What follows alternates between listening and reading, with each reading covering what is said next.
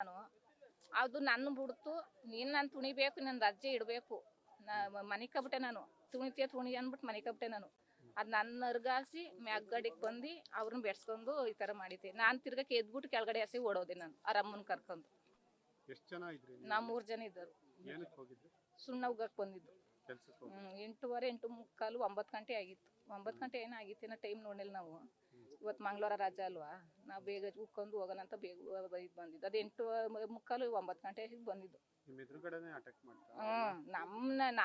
ನನ್ನ ಮೊದ್ಲು ಅಟ್ಯಾಕ್ ಮಾಡಿ ನನ್ನ ಬೆಡ್ಸಾಡಿ ಆಮೇಲೆ ಅವರು ನಾನು ಮನೆ ಕಬಿಟ್ನಲ್ಲ, ಆಮೇಲೆ ಅವ್ರ ಕಡೆಗೆ ತಿರ್ಕೊಬಿಡ್ತು.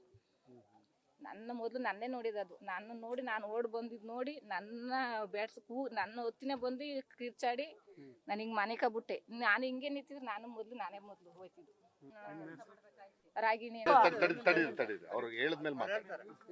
ನಾವ್ ಬಡವರು ಕೂಲಿನ ಮಾಡ್ಕೊಂಡ್ ಜೀವನ ಸಾಕ್ಬೇಕು. ಹಿಂಗ್ ಬರ್ತೀವಿ, ಹಿಂಗ್ ಬಂದ ಟೈಮಲ್ಲಿ ಈ ತರ ಆಗುತ್ತೆ ಅಂದ್ರೆ ನಮ್ ಜೀವನ ಬಿಟ್ಬಿಟ್ಟು ನಾವು ಕೆಲಸ ಭಯ ಪಡ್ಕೊಂಡು ಇಲ್ಲಿ ಬಂದು ಕೆಲಸ ಮಾಡ್ಕೊಂಡು ನಾವು ಜೀವ ಇಟ್ಕೊಂಡೇ ಪ್ರಯೋಜನ ಈ ತರ ಆಗೋ ಬದುಕಿಗೆ.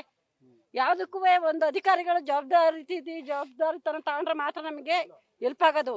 ಈ ರೀತಿ ಆದ್ರೆ ಒಬ್ಬೊಬ್ರೆ ಇದ್ದಾರೆ ನೋಡಿ, ಅವ್ಳ ಗಂಡ ಸತ್ತೋಗಿನ್ನು 2 ತಿಂಗಳಾಗಿಲ್ಲ. ಆಕಸ್ಮಿಕವಾಗಿ ಅವಳಿಗೆ ಏನಾರಾಗಿರೋ ಅವ್ಳ 2 ಮಕ್ಳು ಗತಿ ಏನಾಗ್ಬೇಕಾಯ್ತು.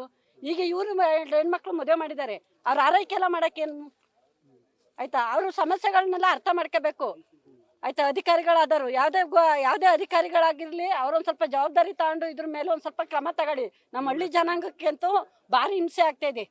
ಜಯಮ್ಮ ಅಂತ.